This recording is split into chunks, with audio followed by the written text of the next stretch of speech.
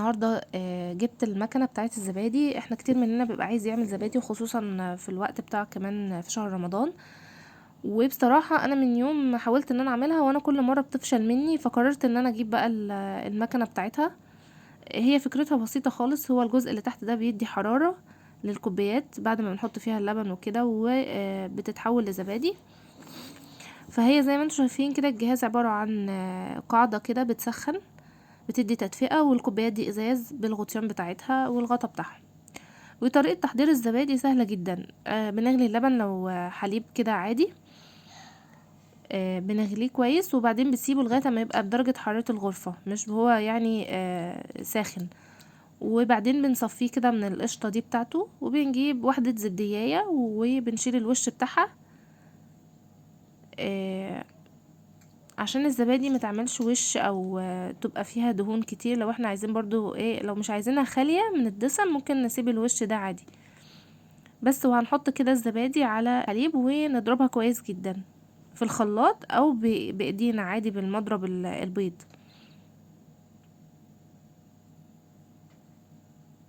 هنخلطها كويس جدا لغاية لما احس ان ما عادش فيه تكتلات في اللبن، والاتنين اتجانسوا مع بعض. وبعد ما هكون غسلت الكوبايات بتاعه المكنه كده لاول مره عشان لو فيها اي تراب، وبعدين هنشفها كويس جدا عشان ميبقاش فيها جواها يعني تكون رطبه او جواها اي نقطه ميه فتبوظ العمليه كلها او تبوظ التخمير بتاع اللبن. فانا شفتها كويس جدا كده بمناديل. وبعدين هنبدا نوزع بقى اللبن او الحليب اللي احنا حطينا عليه الزبديه. وفي برضو طريقه مكتوب في الكتالوج بتاعها ان في طريقه للزبادي بالنسكافيه. لو انا عايزه اعمل انا اول مره اقراها بصراحه، او اعرف ان ممكن نعمل زبادي بالنسكافيه. في كذا طريقه مكتوبه في الكتالوج، بصراحه الكتالوج بتاعها محترم جدا. وفي طريقه لو عايزين نعمل الزبادي بالفواكه، بس بيفضل ان احنا نستخدم فواكه معلبه، يعني مكتوب جوه الكتالوج كده. في كذا طريقه، لو عملتها بالطرق ديت في مره اكيد هصورها لكم. بس الموضوع بسيط جدا. وبعدين برضو مسحت الغطيان عشان ما يكونش فيها اي رطوبه.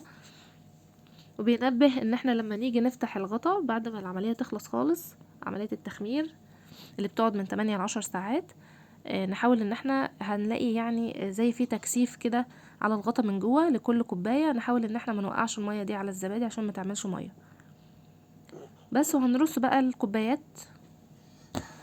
جوه المكنة.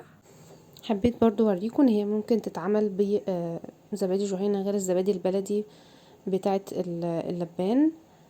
وبرضو ضربناها في اللبن او الحليب يعني، بس هنا ما كناش ضاربينها كويس. بس يفضل ان احنا نشيل الوش بتاع الزبادي عشان ما تعملش ميه. وبنحط المؤشر على الوقت اللي حطينا او بدأنا نشغل فيه مكنة الزبادي، ونعد بعده 8 ساعات عشان نعرف احنا هنشيل الفيشة بتاعتها امتى، وبكده تكون الزبادي جاهزة عندنا. وبعدين هنحطها حوالي ساعتين في التلاجة. فبصوا ده كان شكلها النهائي، طلعت بالمنظر الجميل ده، وكان طعمها حلو جدا.